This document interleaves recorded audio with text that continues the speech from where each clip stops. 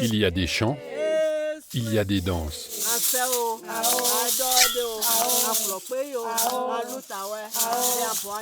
On pourrait croire à une fête, mais c'est un drame qui se déroule.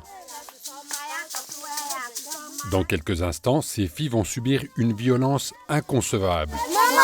Maman! Sans anesthésie, une matrone va leur couper le clitoris. C'est l'excision. Abyssila en a été victime à l'âge de 6 ans. Elle n'a rien oublié. Tu vas beau pleurer, vraiment, tu es excisé. Il y a une qui t'attrape là et l'autre attrape tes pieds pour qu'on puisse t'exciser. Ça fait très mal. Sogbé Touré, elle, n'avait que 9 ans quand elle a été excisée. Elle a failli y laisser la vie. Je suis restée pendant 4 mois, jusqu'à la place infectée. C'est là mon père a su maintenant il me disait chaque fois que qu'est-ce que tu as? Qu'est-ce que tu as? Donc je lui ai dit maintenant que je suis malade. Comme lui partait matin au travail, c'est à 16h il revenait. Donc il n'était pas beaucoup à la maison.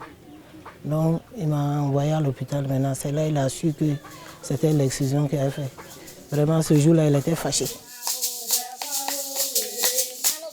Malgré son interdiction en 1998, l'excision reste largement pratiquée en Côte d'Ivoire. Ces mutilations génitales frappent plus d'une fille sur 3. En 20 ans, ce rite n'a reculé que de 10%. La persistance de ce phénomène s'explique notamment par le poids de la tradition. Nos parents disent que cette pratique-là permettait la fidélité à la femme. Elle n'est pas excitée, elle n'est tentée à rien. Donc ça lui permettait de garder sa virginité avant d'aller au mariage.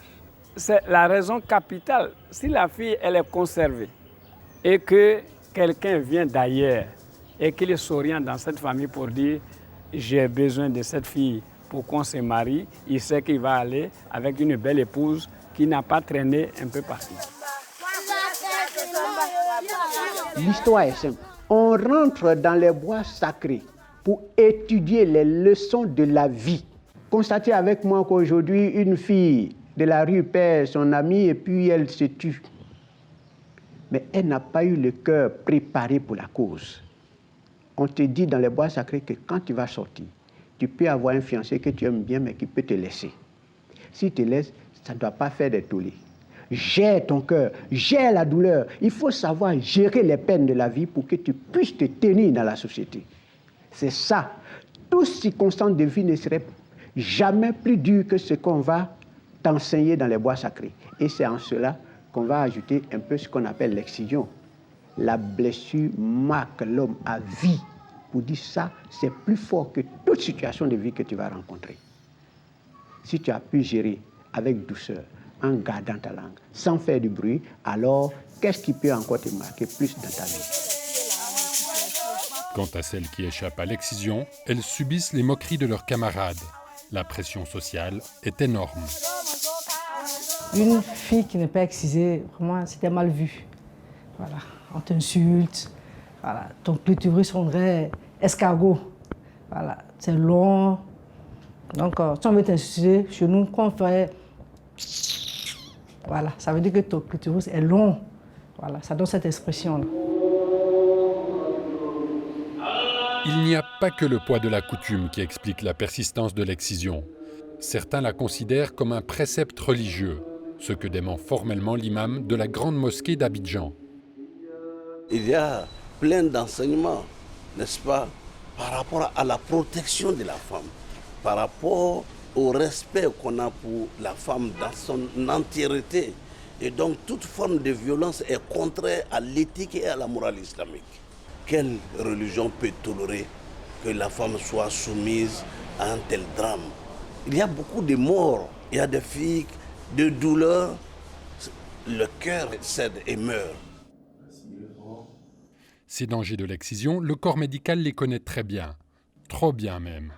Pour les filles, il ne s'agit pas que d'un mauvais moment à passer. Si elles sortent vivantes de ce rite, elles restent marquées à vie, psychiquement et physiquement.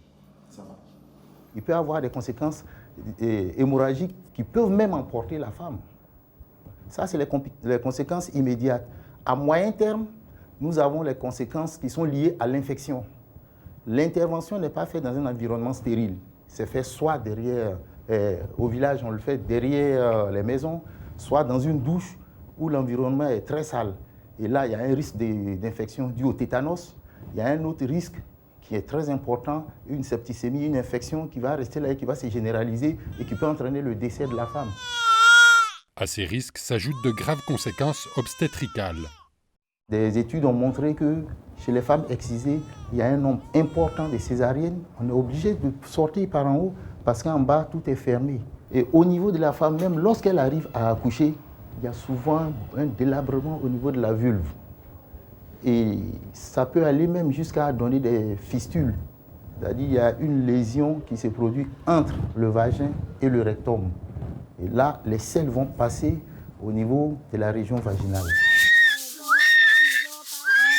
Afin de lutter contre le phénomène, l'ONG AFSI a lancé un programme de sensibilisation dans 6 régions de la Côte d'Ivoire.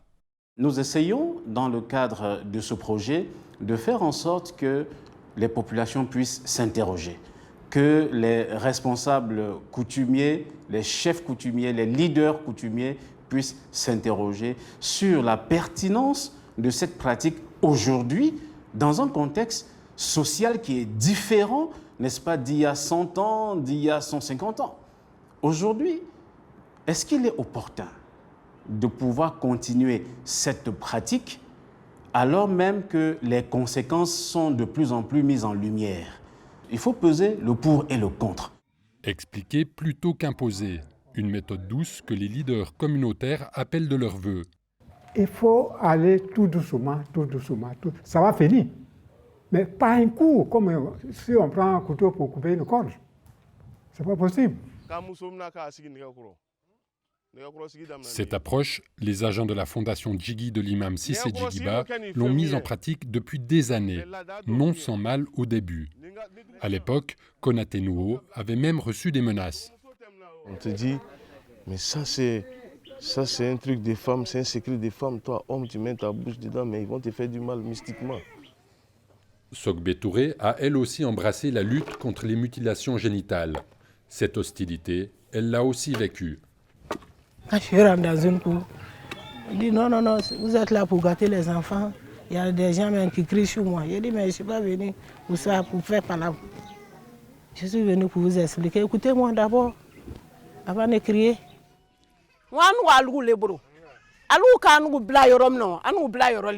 Mais les temps ont changé. Aujourd'hui, ceux qui dénoncent l'excision ne sont plus rejetés. Sous l'arbre à palabres de Niamasso, Abissila peut délivrer son message. Maman, tu aimes ta fille, ne la fais pas exciser.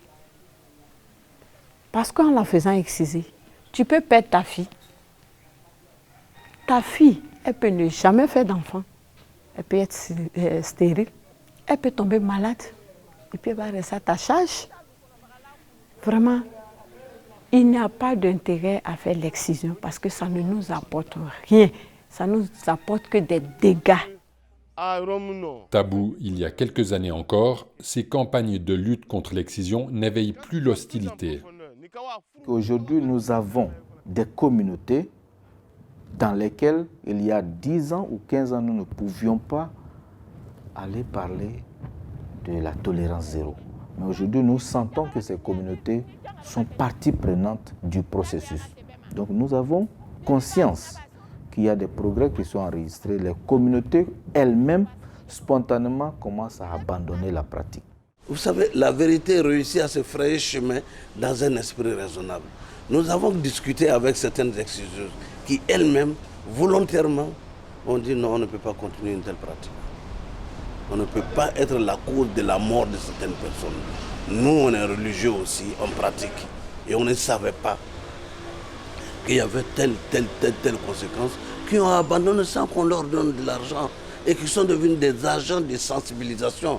C'est ça, n'est-ce pas, la vraie lutte. La lutte contre l'ignorance. Mais informer ne saurait suffire. La justice doit aussi jouer son rôle. Pour l'avocate Françoise Kodjio-Fumu, Une campagne contre l'excision ne saurait pourtant atteindre son but sans répression.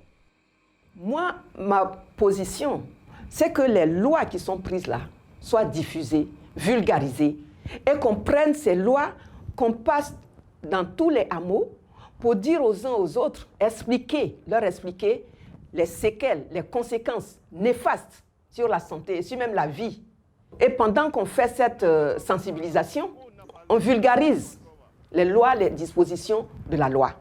Je veux dire, ces populations, dans leur tête, ils ne se disent pas qu'ils sont en train de commettre une infraction pendant qu'ils font l'excision. La loi est pourtant claire.